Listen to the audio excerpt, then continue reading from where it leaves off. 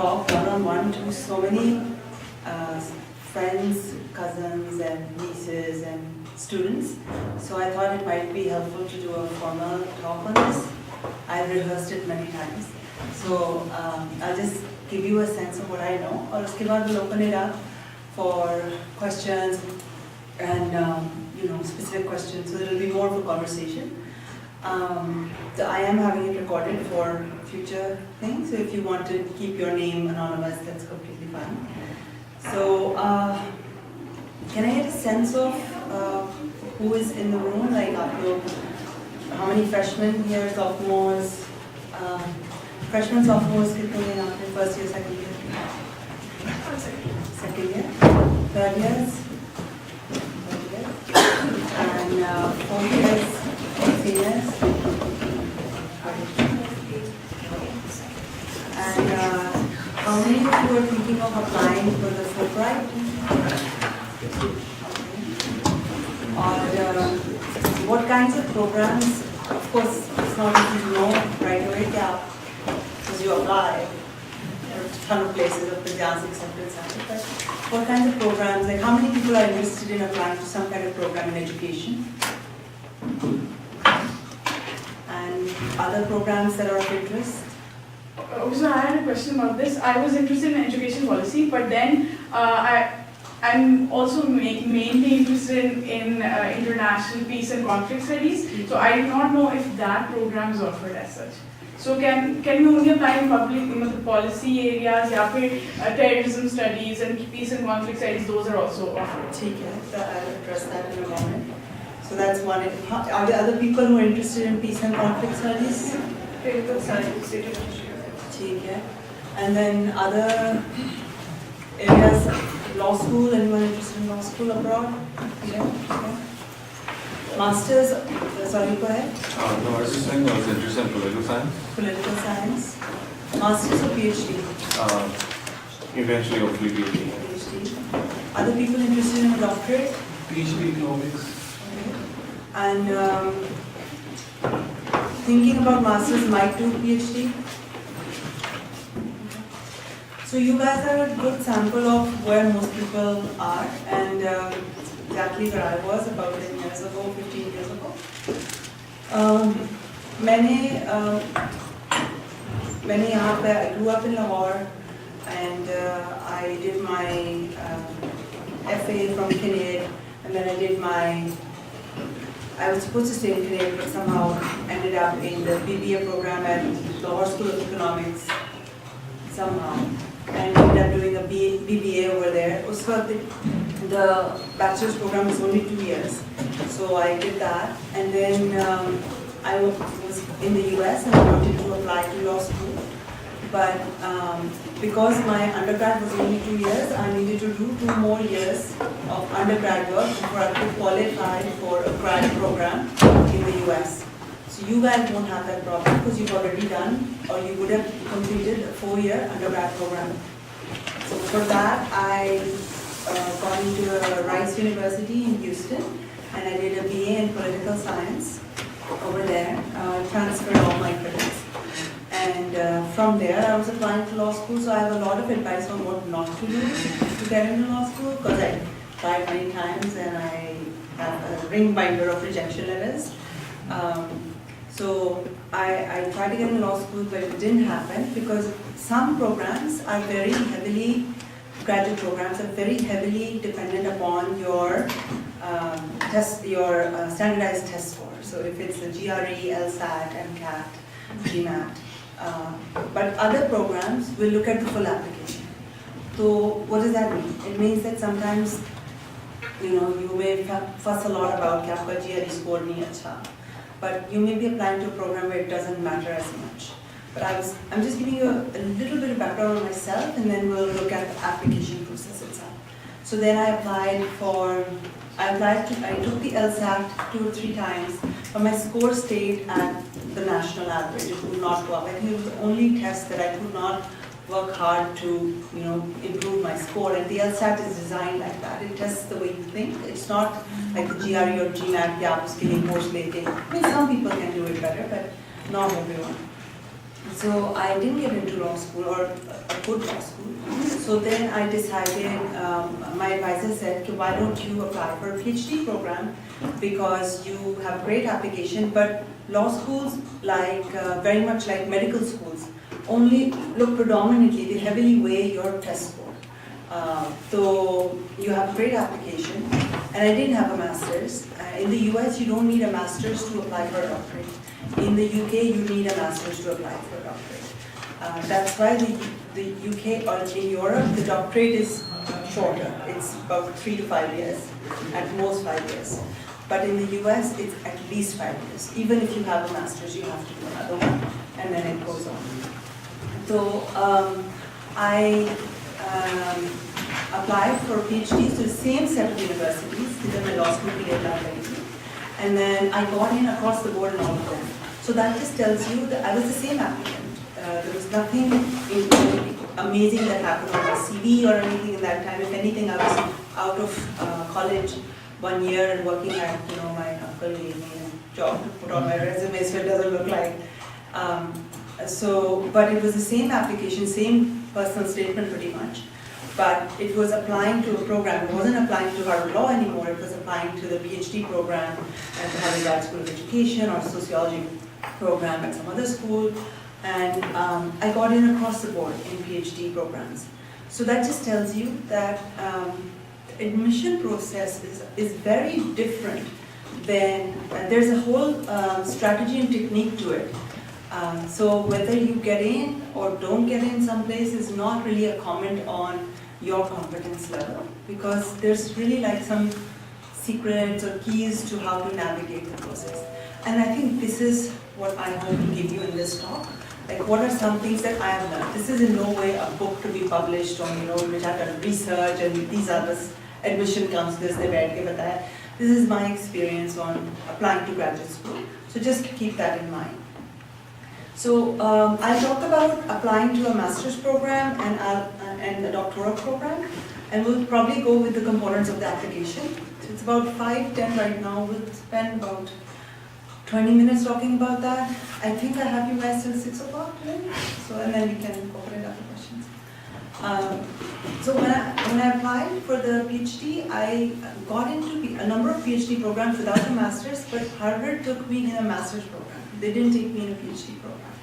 They said कि आप पहले मास्टर्स करें और फिर आप अप्लाई करें इसके दौरान या इसके बाद. So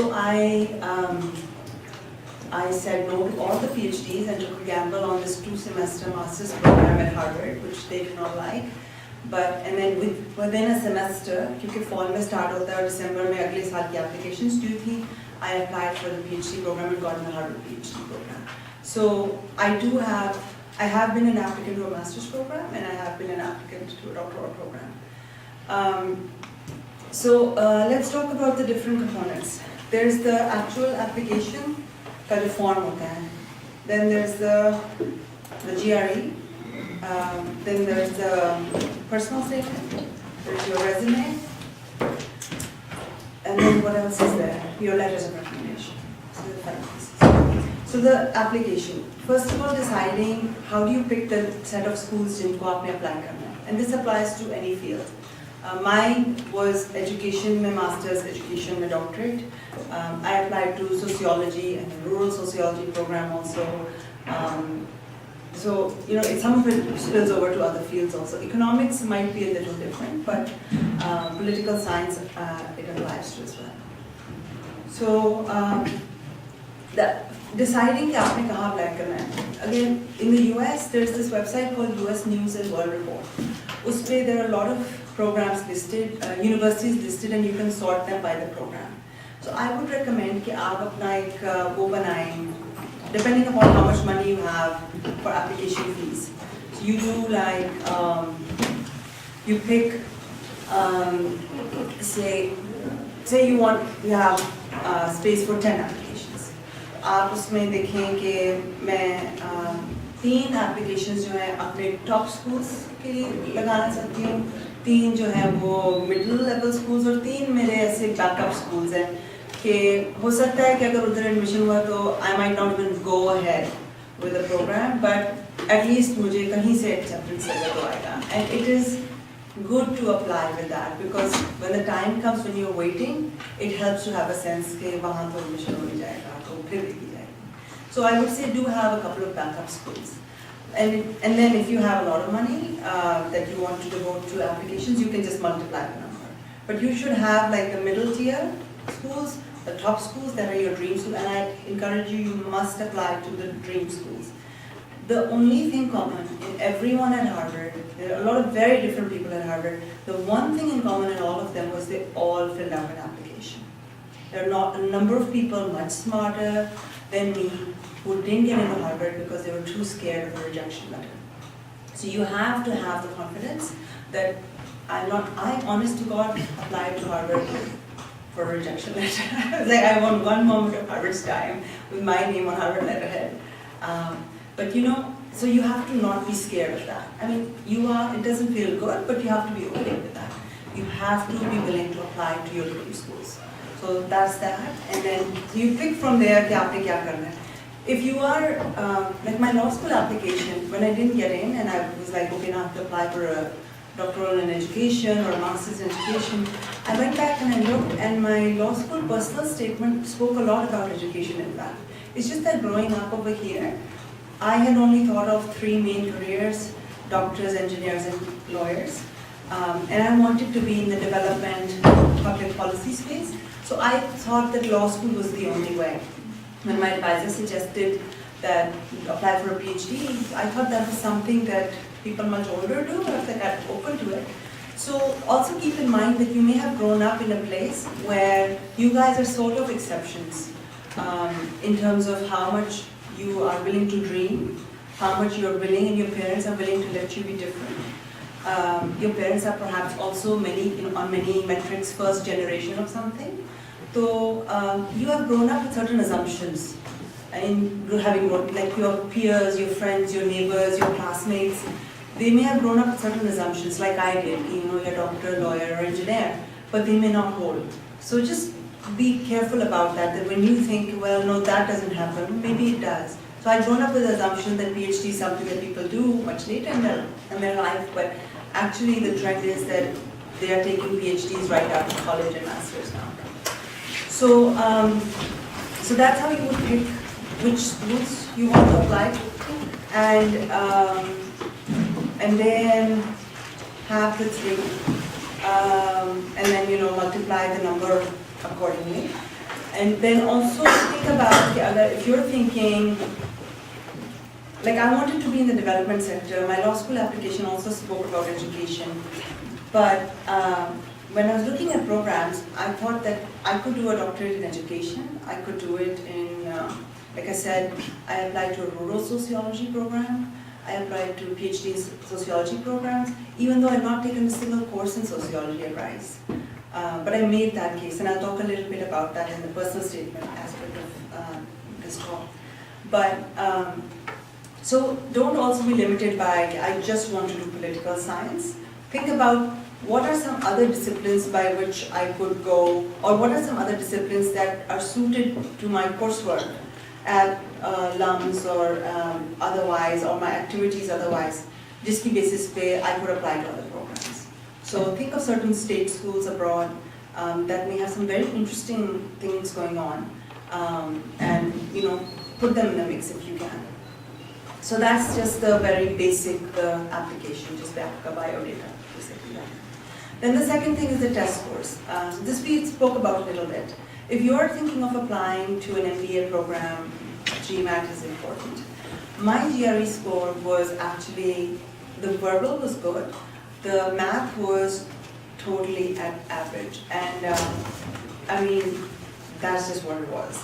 So, I have studied education as, this is my doctorate is in education, so I look at it from that perspective. Why is a test score even there?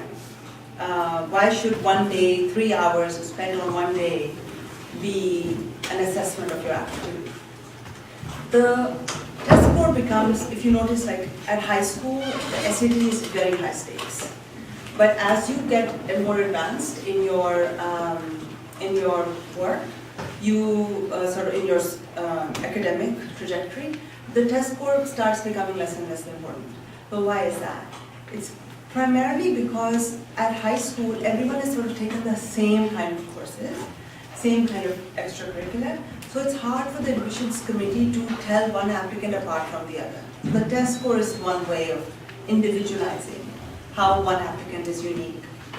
But as you go on to college, you take a certain set of courses, you do well in some, badly in others. All of that becomes useful data for an admissions committee. And then when you go on to grad school level, at that time the admissions committee has a lot more information on you. So that's why the test score also becomes a little less high stakes. Applying to law school or the business school or the medical school, the MCAT and all that. Over there, the test score is still important because the students do stay pretty generic. But in some of the PhD programs, the GR, if you've gone to an academic institution like LUMS, which is internationally recognized, it has really good faculty that is recognized. So it's important to have a good test score, but I wouldn't say that you should, if you end up getting not your ideal score, that you should worry about, let me spend the next 2 months retaking the test to improve it. That's my advice, and it has been successful because I told certain applicants who were applying to the Harvard Master's Program, and they said my GRE isn't great, I'm going to take it again, and I said don't worry about it. You know, talk about it in your statement if you want, but don't worry about it, and they still got it. So based on my experience, I would say if you have an average score, don't fret too much about it. Also look at your programs. Sometimes programs will let you split the score. So in the GRE, if you have, there's a math and the verbal, if you have a good math score, an okay verbal or vice versa, sometimes what you can do is you can retake the test, but focus on the one that's not so good and just ignore the other one. And the admissions committee will take the higher score from either of the two. So that way you can just focus on that and do that better. So that's, just find out from the admissions committees, from the schools, okay, if they are willing to do that, and if you're really uncomfortable about your score, then you can do that. Not everyone will do it, but you can try. So that's my take on the test scores. Then is your CV. So your resume is, first of all, internationally, especially in the US, the CV needs to be 1 page. Should not be more than that. Unless you're a faculty member who's been publishing a lot, you can have like an addendum with your publications. That's fine. But no matter, you should be able to say in your 1-page CV everything you've done. And there are a lot of online workshops and materials on how to make your CV 1 page. I'm sure, I'm very new to LUMS, I still get lost on campus. So I'm sure there's a resource at LUMS that gives you some guidance on resume writing. If not, you should mobilize and ask LUMS to give you that. And so 1-page resume, you want to tweak your resume in a way that when you're applying to your graduate school, it speaks a little bit to that. So if you've taken certain courses, you want to talk about them. If you've done certain projects, which have during your undergrad experience, also you will take up certain things. So if you're interested in education and maybe in one of your classes, like in my political science class at Rice, I wrote about education for all and UNESCO. So that featured in my resume also as a one-liner. So the resume needs to be a statement of facts. It should not be, first of all, it should not be, I did this. It should be like, and this advice you can get from other places, so we won't spend time on this, but it should just be like, develop this, the keywords are important. You can easily find a list of good words to use on a resume. To talk about, like, strategized, developed, coordinated, all those things. That's that. The resume and the personal statement go hand in hand. The two most important pieces of your application for a master's in education, public policy, these kinds of peace studies, conflict resolution, these kinds of programs, is your personal statement and your letters of recommendation. I would imagine the letters are very important for economics as well. We have to talk about the GPA as well in a moment. The transcript, that's number 6. So the personal statement should add texture to your resume. Personal statement is sort of your magnifying glass. It's your story. It needs to, while the resume can be like a chronological statement of facts of your life, like the things you've done, the personal statement is your, is the art to it. It's like you're going to take your reader by the hand and walk them through this map of your life, and you're going to take them and you're going to make them see, look, let's stop here for a moment and let me tell you more about when I was doing this, what did I find? But we can skip this part that you already read in the resume. Let me take you to that part. So then it's a real story, it's a journey. Very important. A lot of people, I think 2 important mistakes to avoid. One, when people write personal statements to top programs, they say, I want to come to Harvard, Columbia, Stanford, whatever, because it's a great program. Now imagine if you were the admissions committee. Like, yes, I know that, and I have 10,000 other applicants saying the exact same thing. So that's very important real estate on your personal statement wasted. You want to, it'll sound a little arrogant and it's a little risky, but from my experience, this is what you want to be like. You want to be, I am on a journey, I'm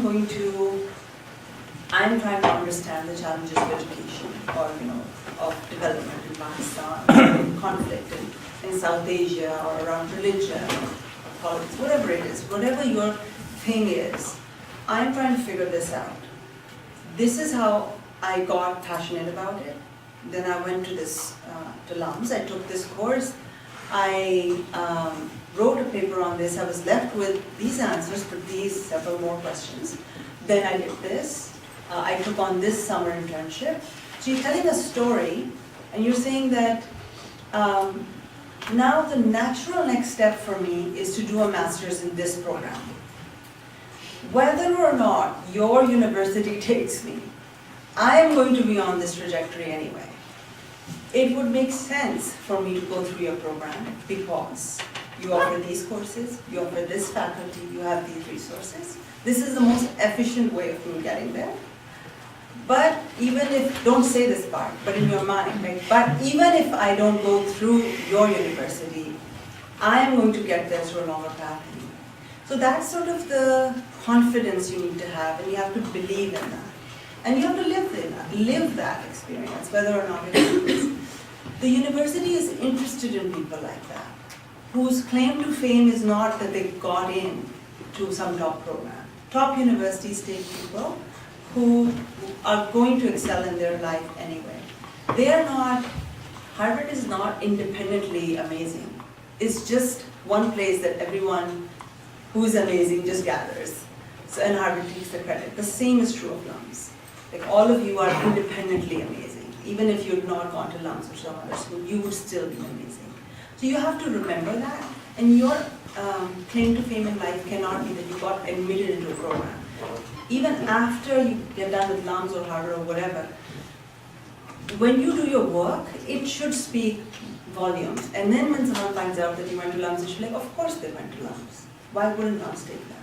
So that needs to be your attitude, and that needs to, if you believe in that, that tone will come across in your personal statement with a humility to it, but a confidence. So it's not arrogance as such, it's more a humility and assurance of what you think you'll be doing with your life.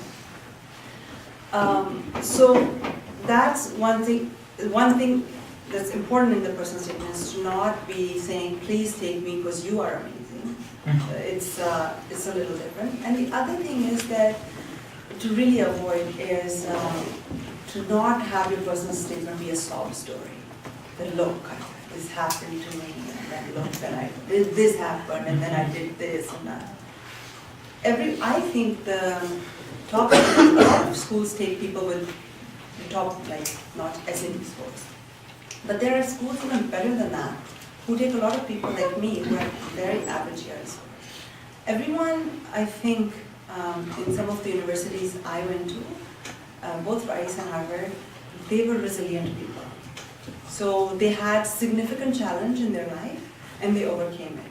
Now you may think that you have a lot of privilege, I have not really had any challenge. That's not true. If you think about it, you may not have spent a lot of time thinking about your challenges because you're seeing so many people and a lot of destitute around you.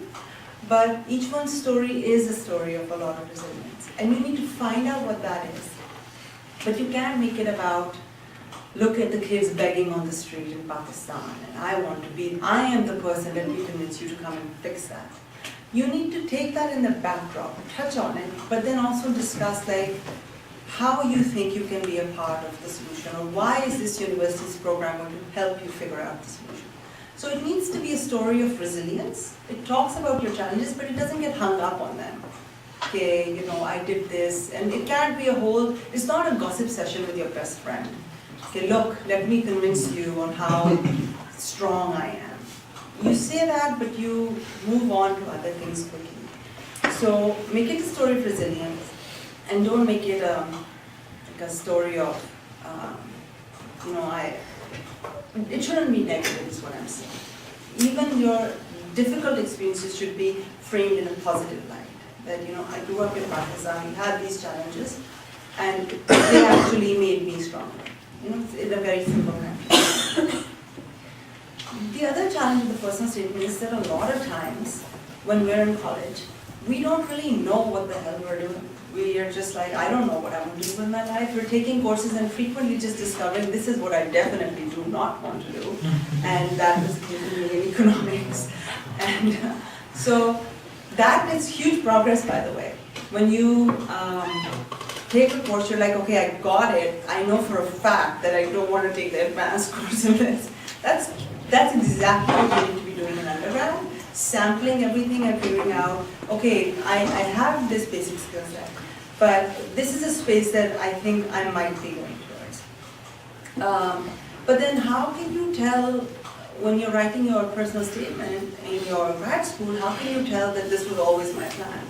So that's where a little bit of thinking and strategy comes in, where you go back and you look at all the data from your life and you're like, okay, how am I going to build a coherent story? The personal statement is going back to the point of how this is a journey, and this program at this university is the right next step.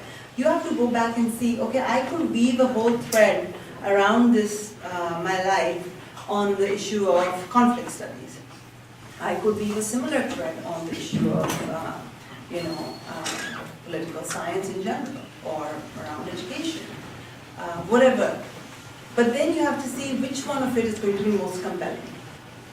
So you say, okay, I took this course, this paper was helpful to me, and then I went in and I did this internship afterwards where I had these questions.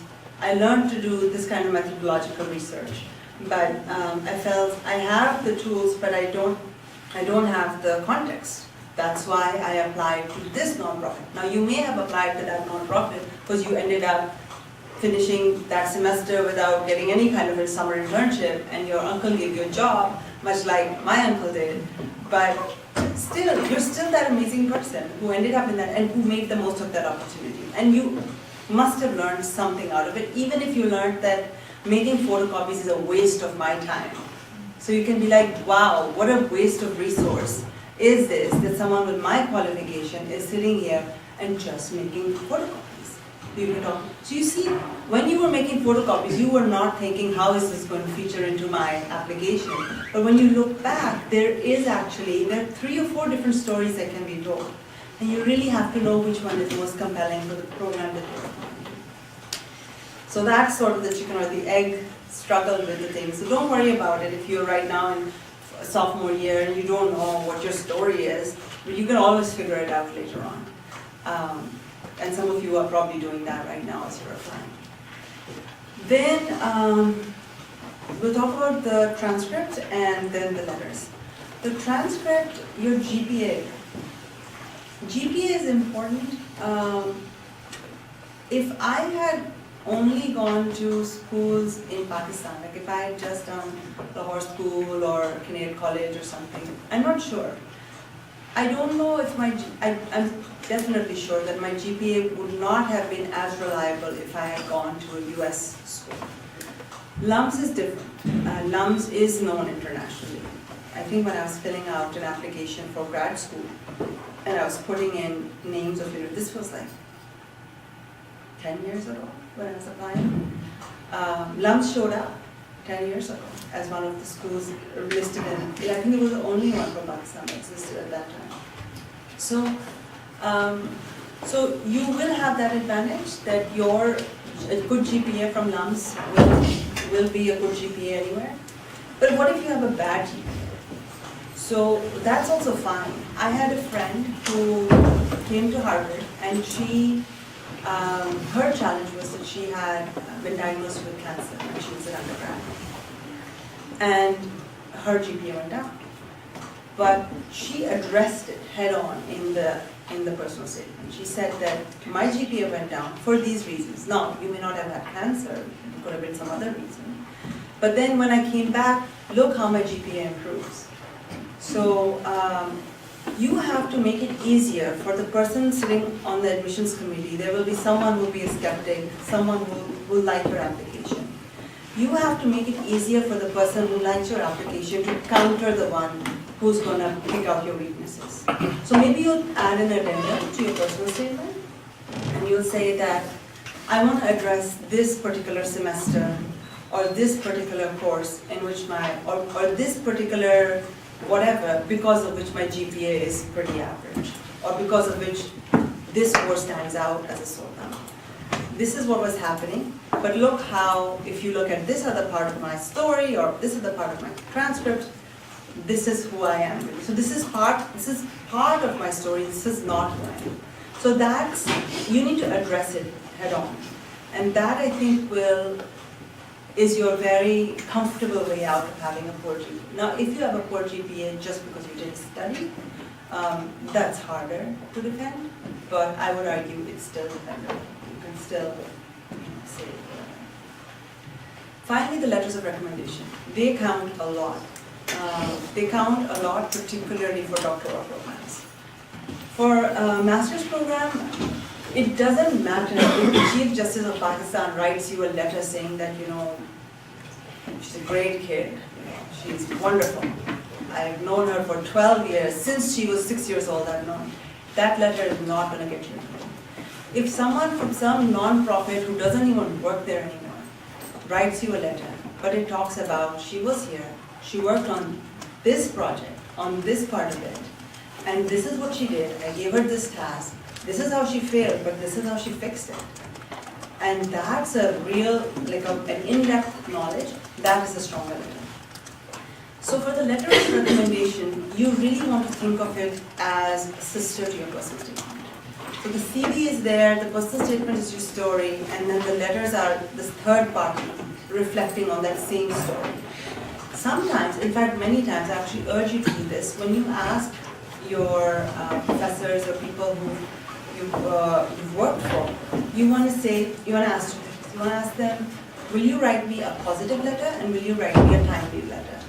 And have backups. So if you need 3 recommenders, ask 5. If it's due by a certain date, give them a month of pehle deadline.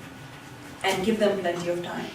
You can't, it's very unprofessional to show up last minute and ask. And right now is the right time to start asking people that they should write your letters. They should be professors so preferably professors whom you worked with in a small classroom, like a classroom of this size, so that you had the chance for class participation versus a large, mandatory class or stats class that everyone took. So those letters aren't as powerful. And if you're going to talk about a paper you wrote in an undergrad class, it would be great if a faculty member from that course can write about that as well. Many times when you approach your faculty, you should offer this was my advice, you should offer to them that if you like, I can write a draft of the letter for you, which you can feel free to edit. Faculty really appreciate that. If someone gets offended by that, they can say that, no, thank you, I write it. Then you probably want to prove that letter anyway, because God knows what they want to write. That is actually, it's more work for you, but it's actually a great opportunity for you to fully draft what your story is. Because then you can be like, oh, this piece belongs better in the said by myself, and this piece is best said by this professor. And then you can make sure that different letters are talking about different things. And don't be ashamed of sending your faculty reminders every 2 weeks, every 2 days as a deadline. Yes, कि आपने तो letter नहीं दिया. So you just university से email आ गई. आइयो या ना आइयो, just be like, you know, मेरा letter, मेरे तो deadline आ गई. So faculty have lots of things on their plate, and you want to be willing to harass them because this is your future. You are all of your life. For them, you are a very tiny part of their entire life. So you have to keep your life a priority and harass them for that. So letter of recommendation should be by someone who knows you well, at least 2 people, professors that you've worked with, 1 person, professors, and 1 work one, internship or something. It can be 1 and 2 as well, in the opposite order.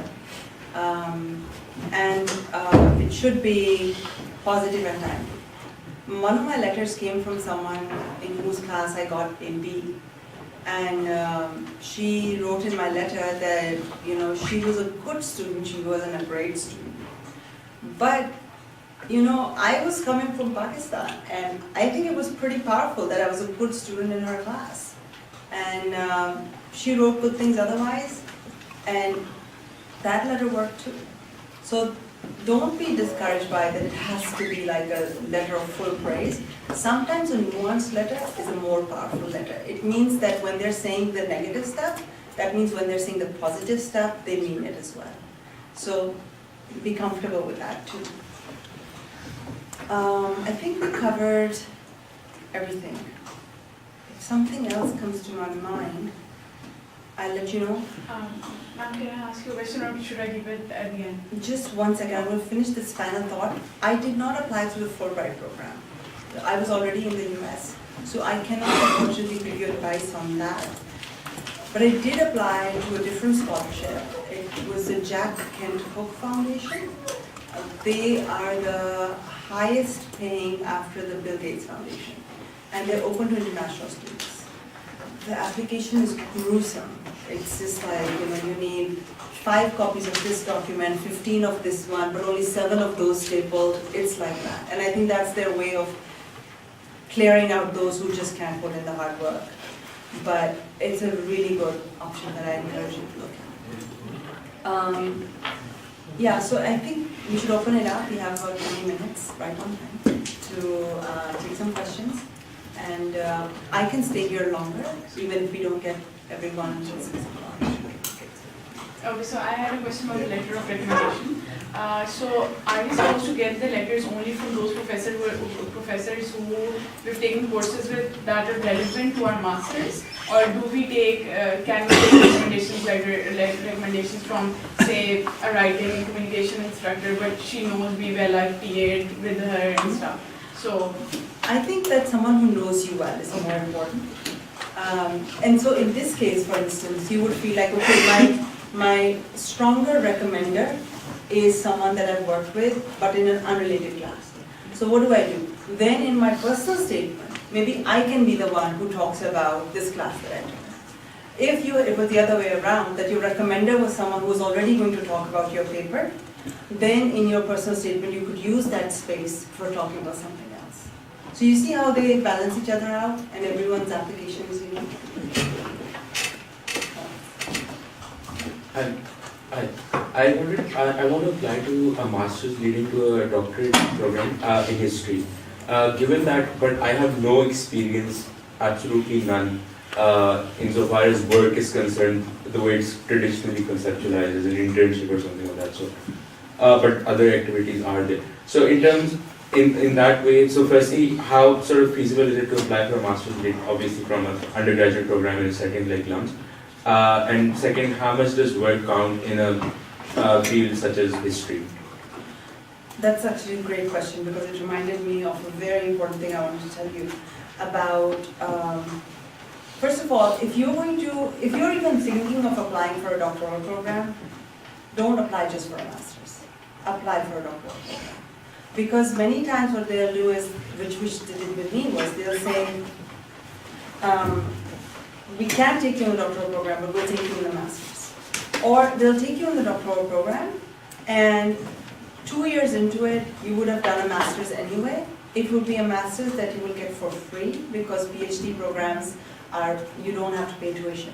You have to work in some programs for your stipend or living expenses.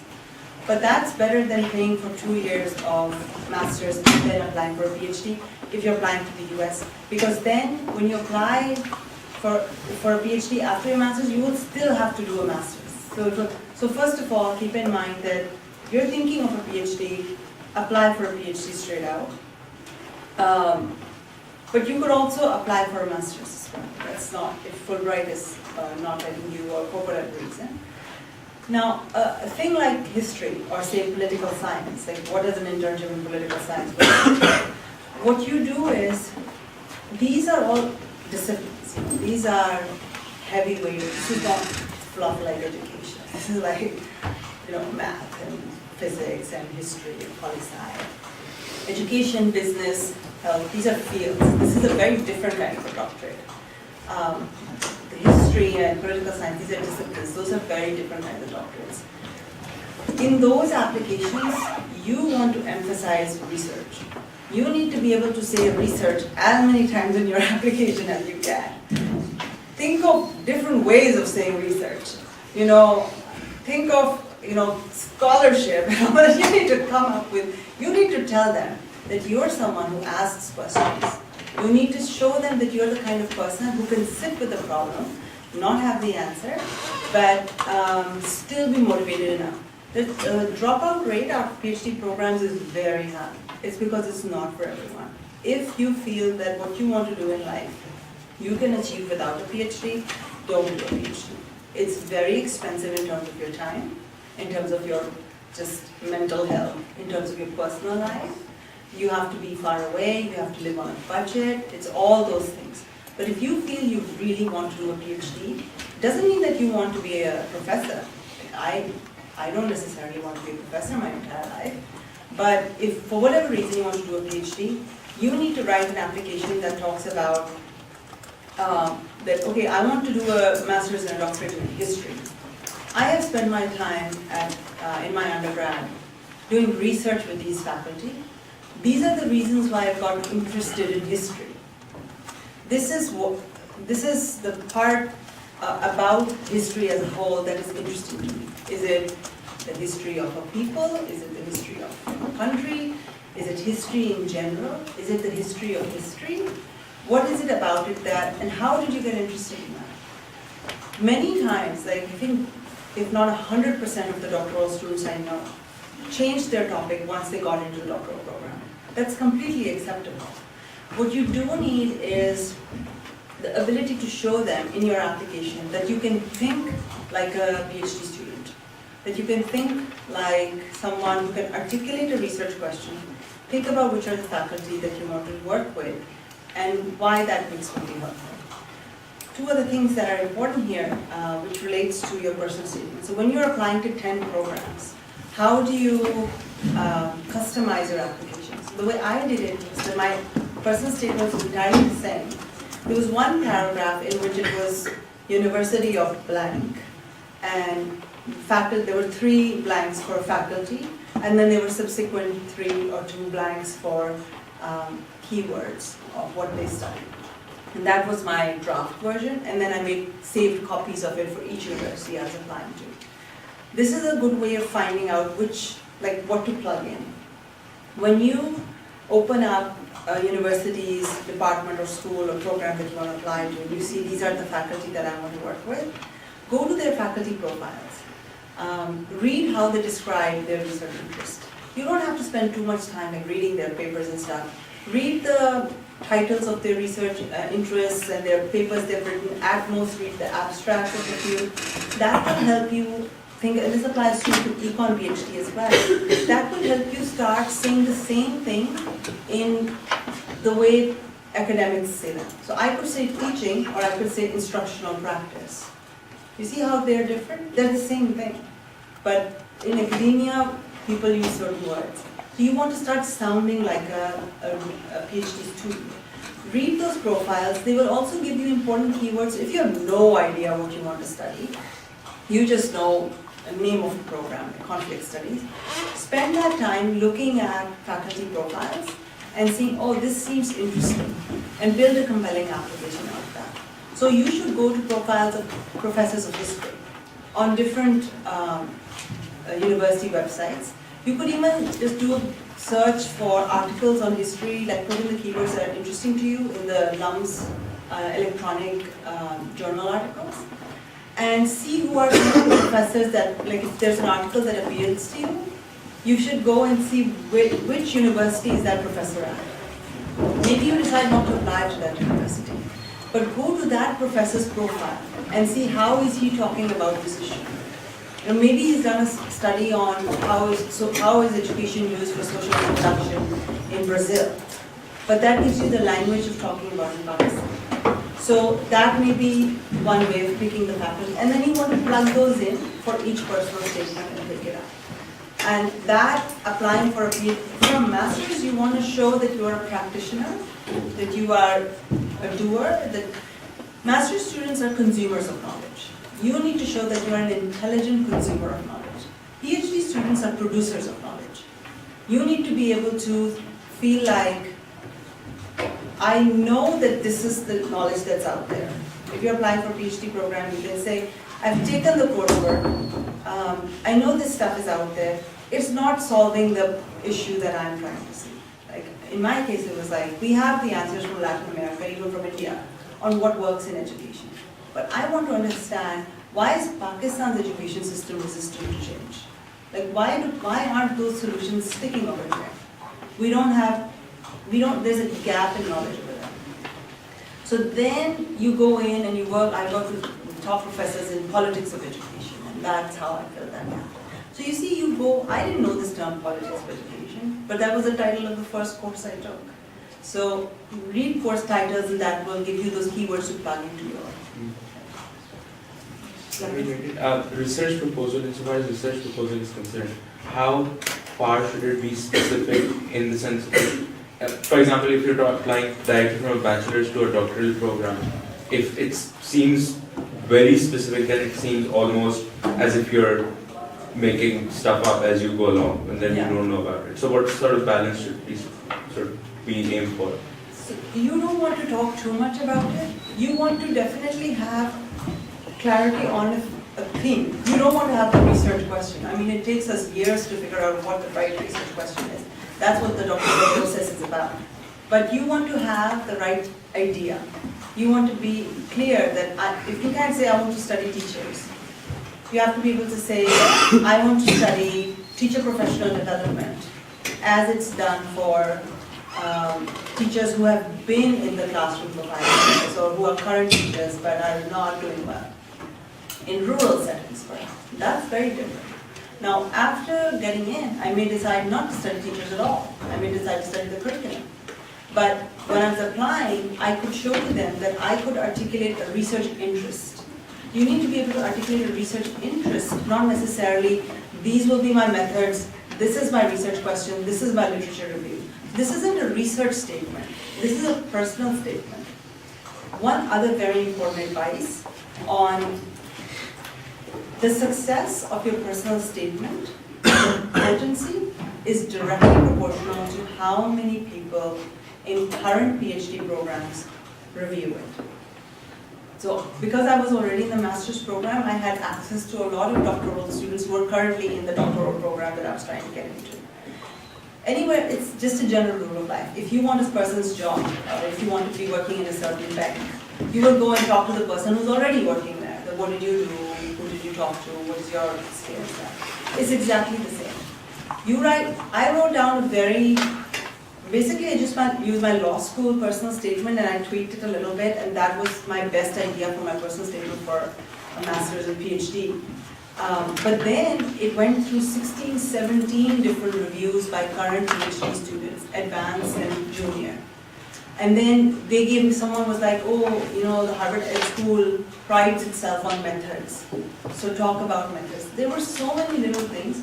By the end of it, my personal statement for the PhD was so dry It ended abruptly. It was very weird, but it was great from an academic point of view. It was just exactly, there was a citation in it randomly.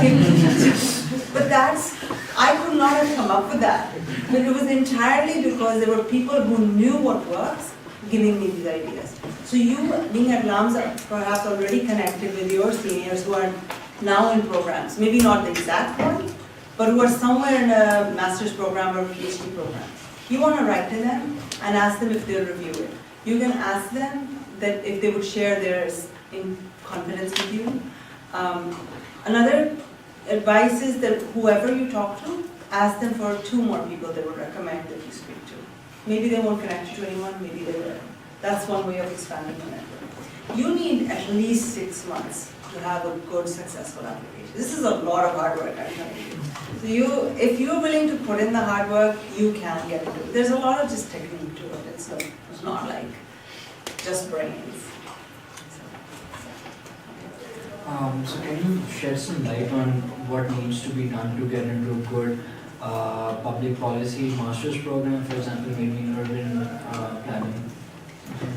Yeah, so the good thing is that South Asia is a great space for urban planning and urbanization. It's going to be a hot topic for the next 20 years. We even have some good initiatives over here, like the Urban Forum or something like that. So all of what I said, I mean, I wish I had thought of this earlier, because then I could have said all of this applies to urbanism, but it applies here too. So again, they may not be looking for someone with the best GRE score. If you can show that you've stayed engaged with this question for some time. This is another field where you could very easily talk about why you think that the current knowledge is not sufficient. Because we don't have an understanding of how urbanism challenges or in these high population cities in South Asia are going to be solved. You can really frame it. And another thing you want to do is try not to be only Pakistan specific. We grow up with a strong sense of patriotism and you should keep that alive. But when you're applying to a program, don't limit yourself to a country. Try to make yourself about a region or a theme, because that makes it easier for them to think that you will belong in the program.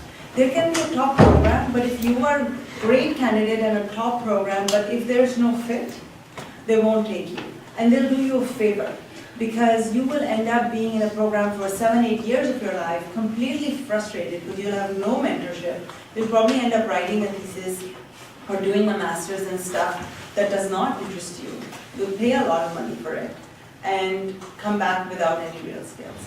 So it's better to look at the coursework that they offer, the faculty who's working on that, frame your questions in that language around those issues, add some flavor to it based on your context, and then, the same stuff I said about how the personal statement and the letters and everything, if it's going to be something as specific as urbanism as compared to, say, public policy or education even, education and urbanism both, you would need some kind of engagement with that sector as an internship or a paper or something. Public policy, you could have worked in health or ed or whatever, governance, and still make a case that, I've done it, and I know a case study version of it, but now I need to learn the skills for a larger way of handling all of this. So you want to say, I'm ready to be prepared with the knowledge that's out there. So that's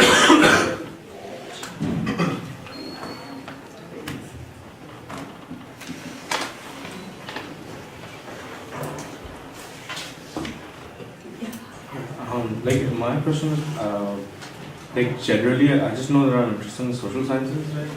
But I kind of have a problem trying to narrow down one field particularly. I think you also elaborated on it a little bit.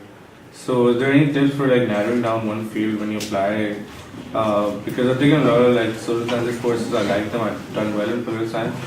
But one narrow field that you can perhaps apply for PhD or master's, and how do you narrow what's the process?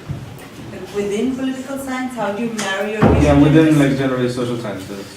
So you're saying that I've done coursework in political science, so I know I'm interested in social sciences, but I don't know if I necessarily want to do a doctorate in political science. Is that the question? I would recommend that you apply for doctoral programs in political science, and the top ones in political science particularly, but also explore some programs in other social sciences where you might have taken a course or two. So your pitch for the top ones would be, I love it, this is what I want to do for the rest of my life, political science, this is it. That will be a compelling one. That's why I'm saying apply to doctoral programs, the top ones in political science, because you'll have a higher chance of getting those. But if you want to do sociology, for instance, or anthropology, and you've taken a course or two in that, over there your pitch can be, I've done political science, I understand it sufficiently, but I feel the real deal is in this one. That is just, they love to hear that in these anthropology versus political science versus sociology, because every academic feels that their field is actually the way to look at the problem. So you can say that, political science has been great. It's equipped me in these ways. Because you see in the admissions committee, this will come up. Like, he should be applying to the political science department. Why is he applying to anthro? But then you provide the answer. You say, I know my coursework is predominantly that, and see how well I've done in it. Or see how well, I know I've done poorly in it, but that was my reason to say maybe this is not right. And then you say, okay, when I took anthropology, I felt that the methodological strengths of this discipline are better suited to answer the questions that I want to ask. Political science is great for formulating the theoretical thing, but the depth that anthropology or the scope that sociology will give me, I feel that I cannot achieve with political science. So then you're enabling the guy on the admissions committee to respond to the woman on the admissions committee that no, he has a good point. Like, he's actually interested in this one. But make sure that the question you're asking is not mostly a political science question. It is one that you've sort of thought through in your anthro class. And then talk about in your personal statement about the paper you wrote in the anthro class. But address it head on. And then what will happen is you'll come back with, let's say, out of 10 universities, you get into 7. And you have an acceptance from a top political science program, but an okay sociology program, or a good sociology program. And then at that stage, you can decide, what is it that I want to do? I feel it was much easier for me to decide once I had the acceptance letters, than from beforehand, okay, which one do I want to go to? So that's what happened. Can I answer that? Yeah. Alright, basically, I'm in our final year, right? So I kind of gravitated towards political science because I did well in it. Secondly, I had a bunch of experience, I did an internship. It had nothing to do with political science, but a lot of the work that I did was in low-income areas. I was actually with a corporation, so they sent me in these low-income areas. And over there, for example, I just felt that I was more interested in knowing the lives of these people rather than knowing why they bought soap or why they bought the detergent or whatever they bought. So so where should I put that? How do I explain that particular experience, and how do I explain experiences which are not going to show up in a necessarily a CV, or they're not necessarily something that I could show a certificate for, but but it guided me to the point where I am. Yeah, that's a great example of what I was talking about earlier, that when you're doing your undergrad or even before then, you don't really know what's happening or what I'm doing next, how is this part of the story. But when you look back, that's when you have to build a story. So I would recommend that you go and look at different programs. Even go at the university website and see what are the different programs that they offer. Look, anthro-sociology, are just 3. Look at other ones. And then get to know them. And then also see where, once you feel like, okay, I think I'm gravitating towards this discipline, then in the language of that discipline, you should talk about this experience. This experience of yours, where you were out there in the outskirts talking to people, is powerful enough that it can be framed into any kind of question. It's not specific. It's in a very different context. It's in a context that makes you look like a researcher and as someone who's able to go and be physically uncomfortable, which is what PhD students are required to do. So again, you want to talk about, I'm a field person. I go into questions. And I came out of that experience thinking, why is it that these people behave this way? And I feel, insert name of discipline, their methods, which are these, are best suited to answer this question. But before that, you need to go and do the work and see what are those disciplines about, and see what resonates with you. That is something only you can do. Yeah, so how do you determine what department, for doctoral programs, what department is the best fit for you? For example, like departments really overlap. For example, if I want to do South Asian comparative literature, then there are two departments that I can apply to, a South Asian Studies department or a conflict program. And again, it's very hard for someone like me who's done interdisciplinary studies all my life to kind of really fit myself into a single department. So I'm just wondering how willing it is to apply to a department, at the same time, how do you determine what department fits your academic interests best? I think that if you are someone, like you said, that I have this multidisciplinary, interdisciplinary background, and I like that, then you might be a good candidate for applying to a field rather than a discipline. Because when you go into a discipline, you learn everything about that. Then you go deep into theory. But if you do a doctorate in education or in business or in law, that allows you the flexibility to use any one lens or even a combination of more than one lens. I looked at education from a science lens, and I did the technology field with the data. So one way of looking at it is that. The second thing is that you want to, again, you want to go and look at what is the work that's happening at the department right now.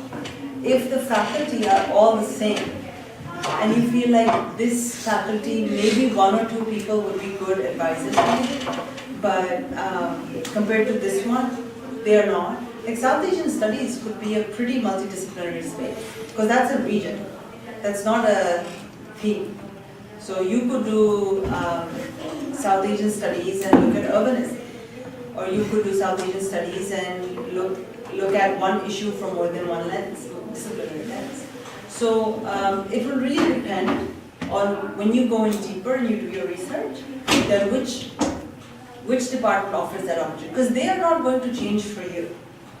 You have to find the right fit for yourself. And maybe that means you'll apply to lesser programs, but that's okay, that's better.